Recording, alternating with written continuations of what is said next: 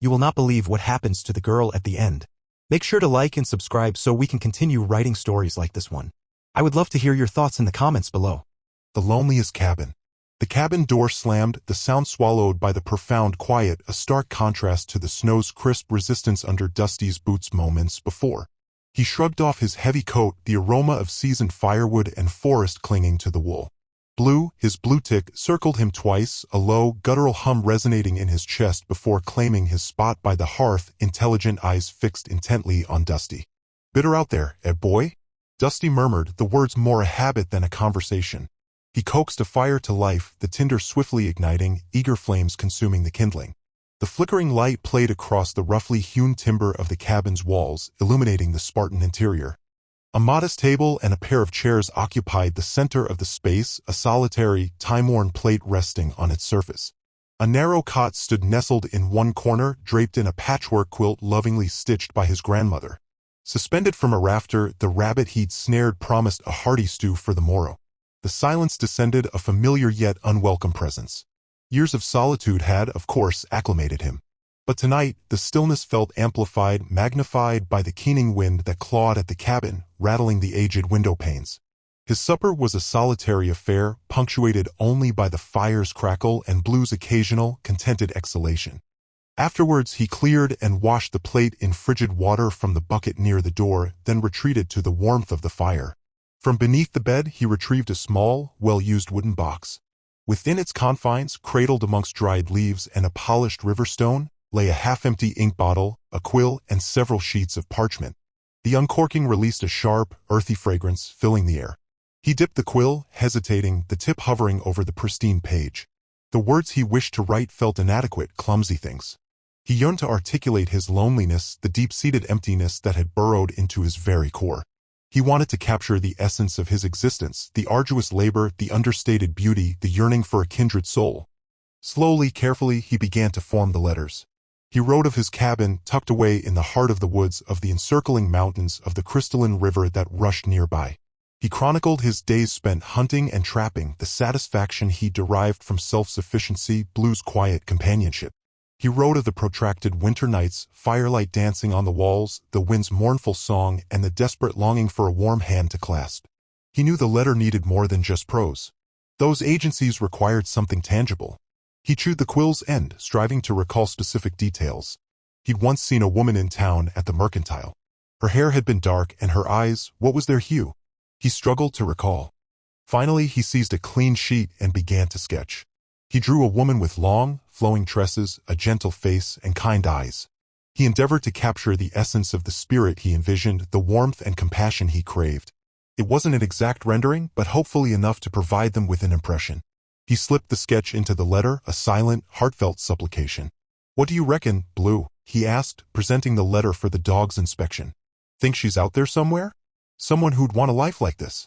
Blue thumped his tail against the floorboards, his gaze unwavering on Dusty's face. Dusty sealed the missive with wax, imprinting the image of a pine upon the molten surface.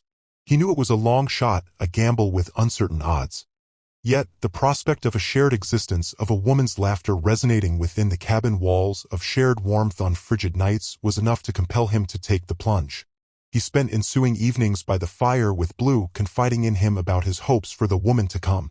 He described to Blue the activities they would enjoy together, walks through the surrounding woodlands, the narratives they would exchange. He envisioned her bustling in the kitchen, her laughter filling the cabin's volume, her hand finding comfort in his. "She'll need to take to you, boy," Dusty said, scratching behind Blue's ears. "She'll need to recognize what a loyal companion you are." Blue pressed into his touch, his tail wagging with enthusiasm. He knew indulging his hopes bordered on foolishness, but he couldn't restrain himself. The thought of a partner, a love with whom to share his life, proved too alluring to resist. He acknowledged that the woman who arrived would need to possess strength, resilience, and a willingness to embrace a life marked by both hardship and solitude. However, he also harbored the belief that somewhere out there existed a woman destined for him, a woman who would discover solace and contentment in the tranquil beauty of the wilderness. He simply had to locate her. He merely had to hope. A golden hope. Dusty kicked at a loose pebble, sending it skittering across the dusty track. Blue trotted ahead, nose down, tail giving a hopeful wag every few steps. It was mail day, a ritual that had become increasingly disheartening. For weeks now, the pigeonhole at the trading post had remained stubbornly empty. Hope, once a bright flame, was dwindling to a stubborn ember. He pushed open the creaking door of the trading post, the scent of cured leather and wood smoke thick in the air. Silas, the grizzled owner, barely looked up from his whittling. "Mornin', Dusty. Not expectin' much, are ya?" Dusty just shook his head, the question hanging heavy between them. He walked to the pigeonholes, scanning the names. Rivers. Still nothing. He let out a slow breath, the disappointment a familiar ache. "Hold on there, Dusty," Silas said, his voice raspy. "Might be something after all. Came in late yesterday. Figured you'd be by today." Silas reached under the counter and pulled out a thick envelope, its paper slightly yellowed and bearing a foreign postmark. Dusty's heart lurched. It was heavier than he expected, the paper rough beneath his calloused fingers. He recognized the handwriting on the front, neat, cursive, familiar from the letters he'd sent. He tore it open with trembling hands. Inside, a single sheet of paper filled with the same elegant script. "My dearest Dusty, I trust this letter finds you well. Arrangements have been finalized and my passage is booked. I will be arriving at the nearest train depot on the 14th of September, precisely 2 weeks from today. I am both excited and apprehensive about our meeting, but I hold on to the hope that we can build a life together as you described. I have included a photograph as you requested. Yours with anticipation, Eliza." A small, rectangular photograph slipped out of the envelope and fluttered to the floor. Dusty snatched it up, his breath catching in his throat. He stared at the image, a woman with kind eyes and a gentle smile gazing back at him. Her hair was dark, pulled back in a simple bun, and she wore a high-necked dress that spoke of a life far removed from the rugged wilderness. It was her eyes, though, that held him captive, a warmth and intelligence that resonated deep within him. He tucked the photograph carefully into his pocket, his mind reeling. Eliza was coming. In 2 weeks. The reality of it slammed into him with the force of a winter storm. He mumbled a hasty goodbye to Silas, his usual reticence amplified by the sudden surge of emotions. He practically stumbled out of the trading post, Blue barking excitedly at his heels, sensing the shift in his master's mood. The walk back to the cabin was a blur. His mind raced, a chaotic jumble of excitement, fear, and disbelief. He had to prepare. The cabin, it was hardly fit for a bride. He'd grown accustomed to its rough and ready state, but Eliza, she deserved better. He burst through the cabin door, Blue bounding in after him. "We got work to do, boy," he said, his voice louder than usual, filled with a nervous energy. The next 2 weeks were a frenzy of activity.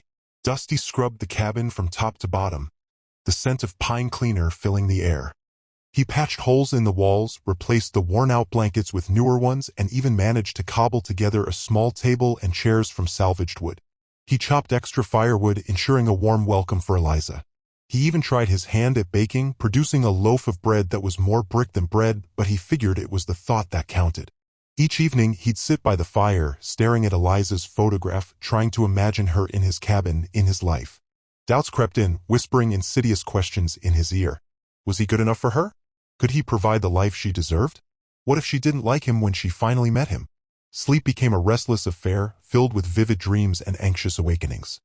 He'd find himself pacing the floor, Blue watching him with concerned eyes, a low rumble in his throat. As the day of Eliza's arrival drew near, Dusty's nervousness intensified. He shaved, something he only did for special occasions, and donned his best shirt, a plaid flannel that was only slightly faded. He checked the supplies one last time, ensuring he had enough food for the journey back from the depot and a warm blanket for Eliza. Finally, the morning arrived, crisp and clear. Dusty hitched the wagon to his old mule, Bess, and with Blue riding shotgun, he set off for the train depot, his heart pounding with a mixture of hope and trepidation. The photograph of Eliza was tucked securely in his pocket, a tangible reminder of the golden hope that lay ahead. Blue's strange behavior. The scent of pine and damp earth usually calmed Blue, but not this morning. He paced the cabin floor, a low whine rumbling in his chest, his tail a frantic metronome against the rough-hewn planks. Dusty watched him, a frown etching itself onto his brow. Blue hadn't been this agitated since the time a black bear had wandered too close to the hen house. "What's got into you, boy?" Dusty asked, scratching behind Blue's ears. The dog usually relished the attention, but today he merely leaned into Dusty's hand for a moment before pulling away, nudging Dusty's leg with his wet nose. He then trotted to the door, looking back expectantly, his brown eyes gleaming with unusual intensity. Dusty sighed. He had a list of chores as long as his arm: firewood to chop, the outhouse to tidy, and those persistent chinks in the cabin walls to finally seal against the coming winter. Eliza would be here soon, and the list only seemed to grow longer with each passing day. He really didn't have time for whatever whim had seized his hound. "Come on, Blue. I've got work to do," Dusty said, gesturing towards the woodpile with the axe. But Blue was having none of it. He barked sharply, a sound laced with urgency, and then began to paw at the door, his nails scraping against the wood. He whined again, a plaintive sound that tugged at Dusty's conscience. Blue was more than just a hunting dog. He was a companion, a confidant in the lonely vastness of the wilderness. He'd saved Dusty's life more than once, warning him of dangers unseen and unheard. Dusty trusted Blue's instincts implicitly. All right, Dusty relented, grabbing his rifle from its rack. "But if we come back empty-handed, you're sleeping outside tonight." Blue's tail gave a joyous thump against the door as Dusty opened it. He shot out like an arrow, heading not towards the familiar hunting grounds to the west, but east, into a dense thicket of aspen and willow that Dusty rarely ventured into. "Hold on, Blue. Where you going?" Dusty called out, struggling to keep up. The undergrowth snagged at his trousers and the branches whipped at his face. He hadn't explored this part of the territory in years, not since before his parents passed, and he'd stopped wandering quite so much. Blue paid him no heed, his nose to the ground, his body a tight spring of focused energy. He moved with a purpose that was both unsettling and intriguing. Dusty felt a growing sense of unease. This wasn't a casual stroll. This was a mission. After what felt like an hour of relentless pushing through the dense foliage, the landscape began to change. The aspen and willow thinned, giving way to towering pines, their needles carpeting the ground in a soft, fragrant layer. The air grew cooler, and a faint mist hung in the air, lending the woods an ethereal quality. Dusty paused, catching his breath. "Blue, what is it, boy? What do you smell?" He scanned the surroundings, his hand resting on the stock of his rifle. He saw nothing, heard nothing but the rustling of the wind in the pines and the distant murmur of a stream. Blue, however, remained unfazed. He continued onward, his pace unwavering, his destination seemingly fixed in his mind. He was heading towards a part of the forest Dusty hadn't even remembered existed, a place shrouded in shadow and silence. Dusty hesitated. He had a bad feeling about this. Eliza's arrival was only 2 weeks away, and he couldn't afford to get lost or injured chasing after some phantom scent. But the pull of Blue's unwavering determination was too strong to resist. He had trusted Blue for years, and he wasn't about to abandon him now, especially when the dog was so adamant. "All right, Blue," he said, his voice barely above a whisper. "Lead the way. But if we run into trouble, you're taking the first bullet." Blue didn't respond, but Dusty could feel the dog's excitement radiating through the air. He pressed onward, following Blue deeper into the unknown, a knot of apprehension tightening in his stomach. He couldn't shake the feeling that something significant awaited them, something that would change everything. The dilapidated cabin. The timber grew dense, branches snagging at Dusty's threadbare jacket as he and Blue penetrated deeper into the wood's shadowed embrace. Sunlight, fractured and weak, barely touched the loamy floor, trapping the undergrowth in perpetual dusk. The air hung thick, ripe with the musk of turned earth and moldering leaves. Dusty kept a steadying hand on Blue's back, the dog's usual pep subdued by the oppressive atmosphere. "You sure, Blue?" he breathed, his question blooming into a small cloud. Instead of the expected bark or tail thump, Blue only pressed onward, nose fixed to the trail. Dusty exhaled, pushing aside a festoon of razor-edged vines. He trusted the dog's instincts, even when they led him to places he'd never choose himself. Reaching the crest of a small knoll, Dusty froze. A cabin, or what remained of one, sagged within a weedy clearing swallowed by creeping vegetation. The roof listed a corner utterly collapsed. Gaps punctuated the weathered walls, revealing glimpses of a lightless interior. The single window was a hollow socket, staring blankly. Unease pricked at Dusty. This dwelling was unknown to him. For years, he'd hunted and trapped these woods, never once stumbling upon this place. It felt off, secreted, lost. Blue whined, a soft nudge of his damp nose against Dusty's hand. He was on edge, ears pricked, tail giving a tentative twitch. Dusty edged forward, boots crunching on brittle leaves. The clearing held a distinct chill, a cold pocket against the wood's relative warmth. He caught a whiff of something metallic, acrid, mingling with the earthy reek of rot. A shiver traced the length of his spine. Circling slowly, he surveyed the perimeter. Nothing suggested recent passage, no tracks marred the overgrown grass, no wisp of smoke signaled a forgotten fire. Only quiet, stitched with the rustle of leaves and the distant lament of a crow. The front door canted on its hinges. A void of darkness in the graying wood. Hesitation gripped Dusty, his fingers hovering above the rough planks. He didn't want to enter. A deep-seated instinct screamed for retreat, to obliterate the memory of this place. But Blue remained resolute, gaze riveted on the cabin, a low growl vibrating in his chest. Dusty swallowed, his mouth suddenly parched. He pushed the door, wincing at the rusty shriek. The darkness within seemed to pour out, a palpable force. He felt the weight of it, the accrued years of decay and sorrow. "Hello?" he called, his voice a ghost of sound. Silence swallowed it whole. He took a step, then another until he stood at the entrance. The interior air was thick, biting. He strained to see. Forms began to materialize, a toppled table, a shattered chair, a jumble of debris huddled in a corner. And then he saw her. On the dirt floor, barely perceptible in the gloom, lay a figure. A woman. Her dress was ripped and soiled, her hair a tangled mat. She was unnervingly still, her face wan and drawn. Dusty's heart leaped.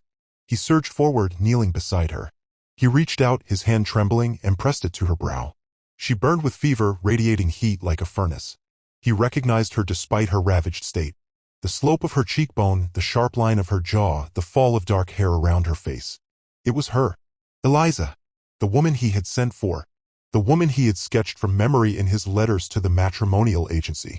But what was she doing here? Why was she sprawled on the floor of this forsaken hovel, near death?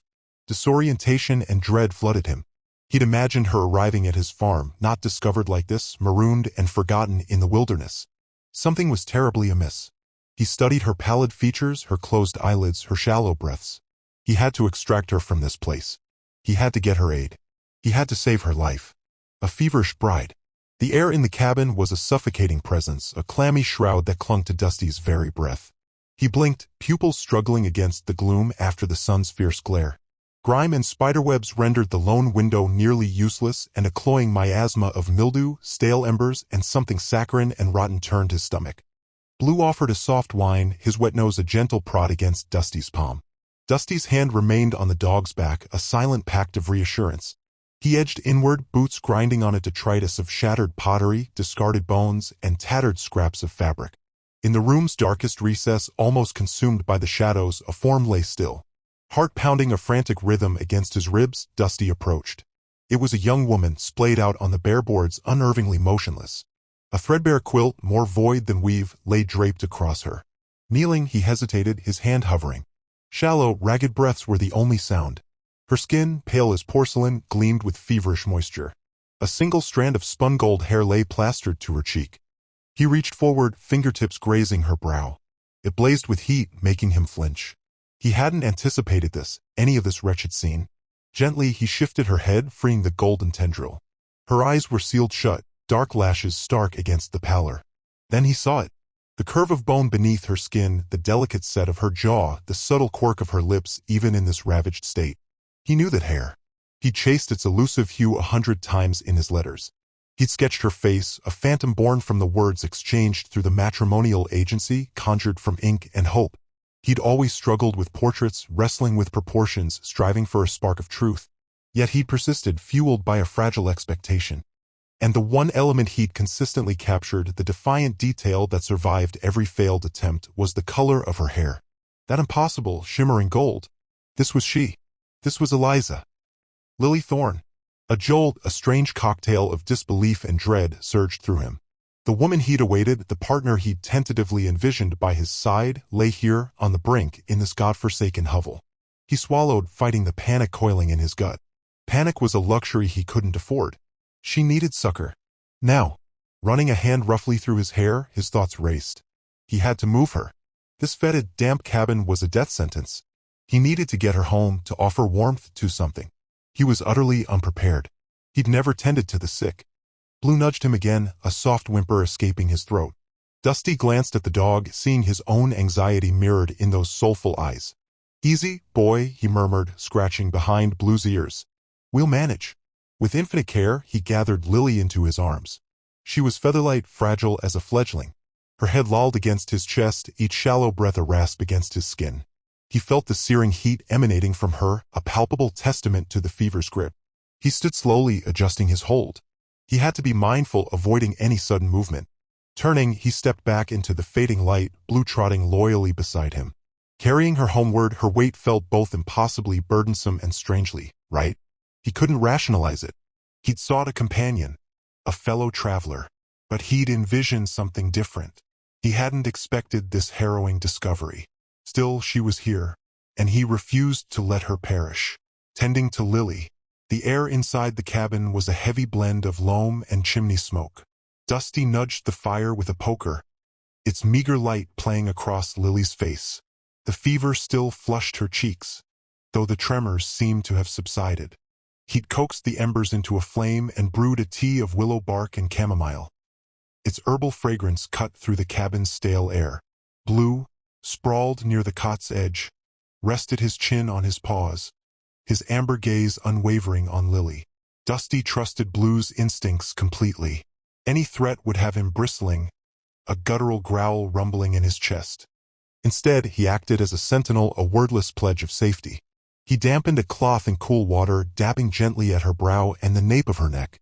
Her fair hair, darkened with perspiration, clung to her skin. He carefully freed a few strands, surprised by their delicate texture like gossamer thread beneath his rough hands.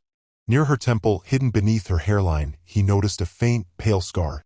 A hidden story etched on her skin, he imagined. From a dented pot unearthed in the cabin, he'd simmered a thin broth of dried rabbit and wild onions gathered near the creek. He propped Lily up slightly, cradling her head in his arm, and offered her a spoonful. Her eyelids fluttered open, her gaze unfocused. Drink, he urged, his voice raspy. It will help. She swallowed weakly, the motion visible in her throat. He fed her in small increments until she'd taken a few spoonfuls. She turned her head, her breathing shallow and uneven. Thank you, she whispered, her voice a bare breath. Rest, he murmured, easing her back onto the makeshift bed. He drew the threadbare quilt higher, tucking it snugly around her. He stayed by her side, the silence broken only by the crackling fire and Blue's soft sighs. The image of her collapsed on the floor haunted him, along with the desperation he'd glimpsed in her eyes when she awoke. What series of unfortunate events had led her to this remote place, seemingly abandoned and vulnerable? As the first slivers of dawn pierced the chinks in the walls, Lily stirred. Her eyes opened, and this time a spark of recognition ignited within them. Where am I? She asked, her voice gaining strength. Safe, Dusty reassured, his tone subdued. You were very ill. I brought you here. She surveyed the cabin, her eyes settling on Dusty, then on Blue. A ghost of a smile flickered across her lips. Blue seems to approve, she observed, her voice still faint yet tinged with amusement. A warmth bloomed in Dusty's chest, a sensation unfamiliar after years of isolation. Conversation felt awkward. He's a good judge of character. He offered her more broth, which she accepted with noticeably greater appetite. As she ate, she studied him, her gaze unwavering. You saved me, she declared, her voice carrying profound gratitude. Thank you. I couldn't leave you there, he responded, feeling heat rise to his cheeks. You didn't have to, she countered softly. Most wouldn't have bothered. He shrugged, uncomfortable with her praise. He hadn't acted out of a desire for recognition, simply because it felt like the only possible choice. What's your name? She inquired. Dusty, he replied. Dusty Rivers. Lily, she offered, extending a slender hand. Lily Thorne. He hesitated a heartbeat before accepting her hand, his rough palm enveloping hers. Her grip, surprisingly resilient, sent a surprising jolt through him. As the days unfolded, Lily slowly began to recover. Dusty catered to her every need, foraging for sustenance, replenishing the water supply, and tending the fire. He noticed an inner fortitude within her, a strength that belied her fragile appearance. Inquisitive and observant, she constantly peppered him with questions about the terrain, the wildlife, and his own life. She was a quick study, readily assisting with chores, her small hands proving unexpectedly skilled at mending clothes and preparing meals. He found himself increasingly captivated by her gentle spirit, her unwavering optimism. She possessed an innate ability to find beauty in the most desolate of landscapes. He began to open up to her, sharing memories of his past, recounting his hunting expeditions, and confiding in her about Blue. He spoke of unspoken dreams, of his solitude, of the deep-seated longing for connection. He even confessed to the sketches he had been making of her. One evening, as they shared the warmth of the fire, Lily regarded him thoughtfully. "Why a mail-order bride, Dusty?" she wondered aloud. "You strike me as perfectly self-sufficient." He paused, searching for an honest answer. "I wasn't content," he finally admitted, his voice a near whisper. "I had just grown accustomed to it." So accustomed, he silently acknowledged. He had resigned himself to a solitary existence. Now, with her presence, the future seemed uncertain. The artist's confession. The scent of pine needles and wood smoke hung heavy in the cabin air, a comforting balm after days of fever dreams. Lily blinked, the rough-hewn timbers of the ceiling swimming into focus. A low growl rumbled nearby, and she turned her head slowly, wincing at the lingering throb in her temples. Blue, the large hound, lay curled at the foot of the bed, his amber eyes watchful. He thumped his tail once against the worn blanket as she met his gaze. Dusty sat by the window, his back to her, the morning light outlining the familiar breadth of his shoulders. He hadn't shaved, and his dark hair was rumpled, giving him a wilder look than she remembered. The rhythmic squeak of his rocking chair filled the silence. "You're awake," he said, his voice low and rough without turning around. "Yes," Lily croaked, her throat dry. "Thank you, Dusty." He finally turned, his expression guarded. "How do you feel?" "Weak, but better." She pushed herself up against the pillows, wincing again. "What happened?" Dusty hesitated, his gaze flickering towards the small, scarred patch on her shoulder, now hidden beneath the borrowed shirt. "You were hurt, badly. Someone left you in a cabin a few miles from here."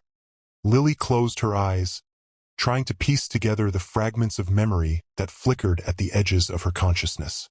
A jolting wagon ride, the oppressive heat, a flash of silver, then nothing. I don't remember," she whispered, fear tightening its grip on her chest. Dusty rose and poured her a cup of water from a clay pitcher. He handed it to her, his fingers brushing hers.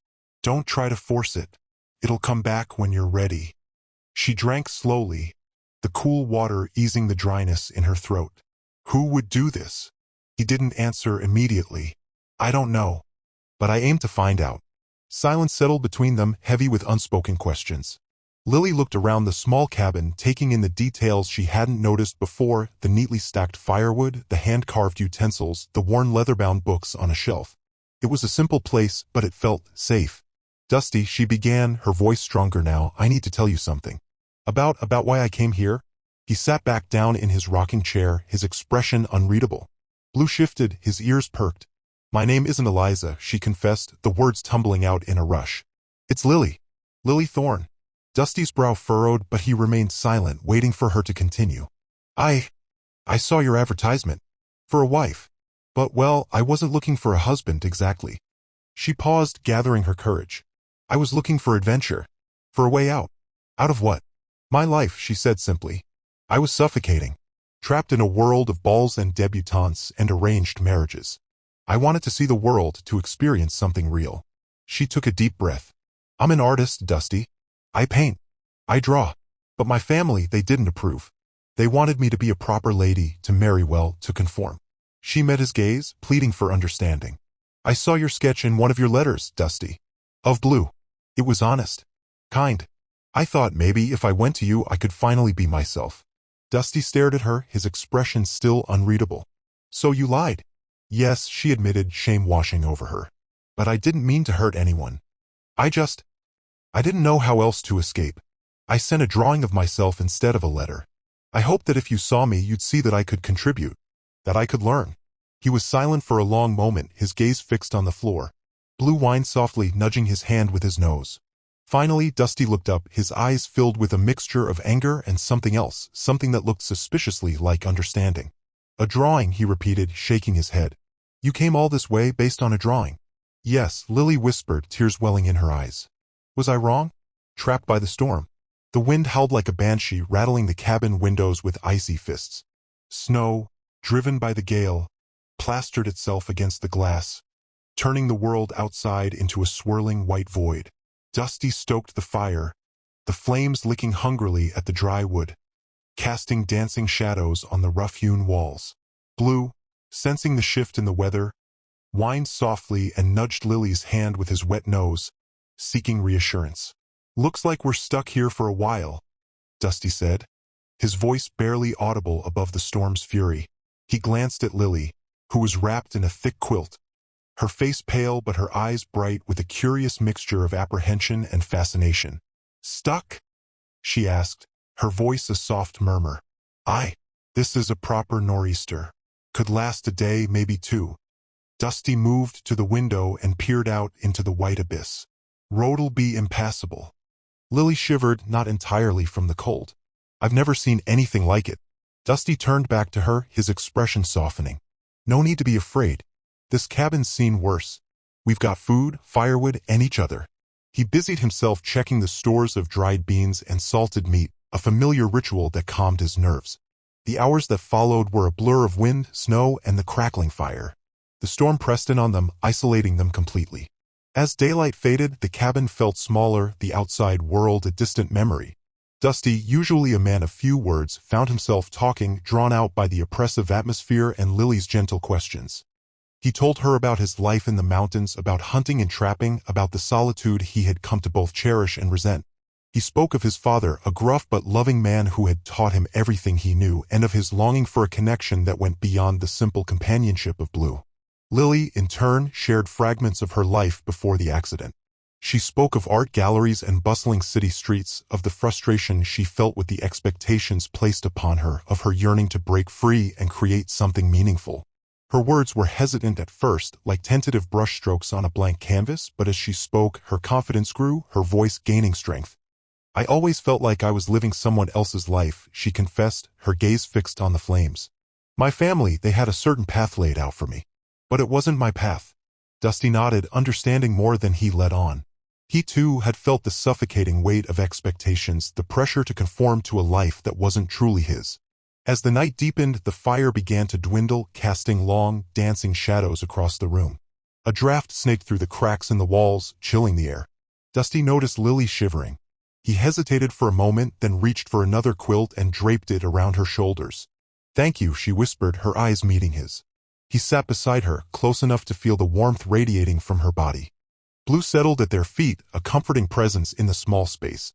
The storm raged on outside, but inside the cabin, a fragile sense of peace had settled. "Tell me about your art," Dusty said, breaking the silence. "What do you like to paint?" Lily smiled, a genuine, radiant smile that chased away the shadows in her eyes. "Everything," she said. "Landscapes, portraits, still lives, anything that captures my imagination." She described her techniques, her use of color and light, her passion for capturing the beauty she saw in the world. Dusty listened intently, fascinated by her words, transported to a world he had never known. He realized with a jolt that he was starting to care for her. Not just as someone he had rescued, but as a person, a woman with dreams and passions and a past shrouded in mystery. He wanted to know her, to understand her, to protect her. As the hours passed, they grew drowsy. Dusty banked the fire carefully, ensuring it would last through the night. He gave Blue a final pat and stretched out on his bedroll, his gaze fixed on Lily. She was already asleep, her face peaceful, her breathing soft and even. He closed his eyes, the sound of the storm fading into a distant lullaby. Despite the howling wind and the swirling snow, he felt a sense of contentment he hadn't experienced in years. He was trapped, yes, but he wasn't alone. And in that moment, that was all that mattered. A new beginning. The nor'easter vanished as abruptly as it had descended, leaving behind a world reborn in wind and frost. Sunlight, piercing and bright, knifed through the bare boughs of the pines, revealing a landscape scrubbed clean of the previous year's residue. The air carried the tang of pine needles and melting snow, both bracing and pure. Dusty stood on the porch, Blue's muzzle nudging his palm, both fixed on Lily as she exited the cabin, her face tilted to the warming light. "It's breathtaking," she murmured, her voice a fragile thread against the plink, plink, plink of melting ice. Dusty simply nodded, words failing him in the face of the emotional storm within. Hope mingled with trepidation, a nascent affection, a perplexing knot he couldn't fathom how to untangle. He observed Lily, captivated by the way the light gilded the auburn wisps escaping her braid, the gentle slope of her cheek as she smiled. "Dusty," she said, turning to meet his gaze, her eyes searching. I've been doing a lot of thinking. About everything. About Lily." He steeled himself, anticipating a declaration of departure, a reclaiming of a life beyond his grasp. Instead, she closed the distance between them, her hand reaching out, hesitant, to touch his. Sensing the altered mood, Blue emitted a soft whine and rested his head against her leg. I don't recall who I was before, Dusty. That life, it's vanished. All that matters is this now, with you. And I want to stay. I want to forge a life here with you. Her words struck him with the impact of the receding gale. Stay? With him? He swallowed, his throat suddenly parched. He hadn't dared to whisper such a possibility, not even to his own heart. You're serious? Lily affirmed, her gaze unwavering in its intensity. Completely. I'm not Eliza. I'm not the Lily from wherever I originated. I'm something new. Someone who longs to learn to coax a flame, to cultivate a garden, to be with you. He couldn't suppress the responding smile that played on his lips. Then let's forge something, he replied, his voice roughened with feeling. Together. The renewal began with the dawn. It involved more than just mending the cabin, crucial as that was. The wind had wreaked havoc, tearing away shingles and shaking the very bones of the structure. It was equally about creating a sanctuary, a haven filled with warmth, laughter, and shared aspirations. Dusty, with his weathered hands and deep-rooted knowledge of the terrain, spearheaded the structural repairs. Lily, surprisingly capable, assisted him in patching the roof, her laughter ringing through the trees as she narrowly avoided a tumble. She insisted on bathing the interior walls in a gentle, creamy white, banishing the shadows that had always clung to the corners. They fashioned makeshift curtains from salvaged fabric, inviting the sunlight that poured through the newly cleaned panes. Lily's artistic spirit began to bloom, tentative at first. Discovering charcoal sticks among Dusty's supplies, she began to capture the surrounding vista, the sentinel pines, the snow-laden mountains, Blue's playful antics. Soon, her sketches graced the walls, transforming the modest cabin into a gallery of their shared existence. She cultivated a small herb patch near the entry, coaxing forth life from the still-frozen earth. Dusty, initially doubtful, watched in wonder as slender green shoots began to emerge, their fragrant aroma permeating the air. Evenings unfolded by the hearth's glow, Dusty instructing Lily in the art of checkers, her brow furrowed in concentration as she strategized. He regaled her with tales of the mountains, of the creatures that roamed its heights, of the secrets concealed within its ancient woods. She, in turn, shared fleeting recollections, glimpses of a palatial home, of vibrant urban landscapes, of a life that felt simultaneously familiar and strange. Blue, ever present, remained a constant balm and source of mirth. He'd nestle at Lily's feet during the day, his tail tapping a gentle rhythm against the wooden floor. At night, he'd settle between them, a warm, furry bulwark against the lingering cold. He seemed to grasp instinctively the bond that was blossoming between them, accepting Lily as one of his own pack. One twilight, as they sat side by side on the porch, watching the sunset ignite the heavens with fiery colors, Lily turned to Dusty, her eyes radiating happiness. This feels like home, she breathed. Dusty reached for her hand, his calloused fingers entwining with hers. It is, he affirmed, his voice resonant with quiet conviction. It is. Deep in his heart, he knew their odyssey wasn't complete. The enigma of Lily's past still loomed, a shadow lurking just beyond the periphery of their hard-won happiness. But for the present, in this humble cabin nestled in the mountain's heart, they had discovered a fresh start. A chance to cultivate a life steeped in love, laughter, and the steadfast companionship of a devoted hound. And that, he understood, was more than he had ever dared to dream.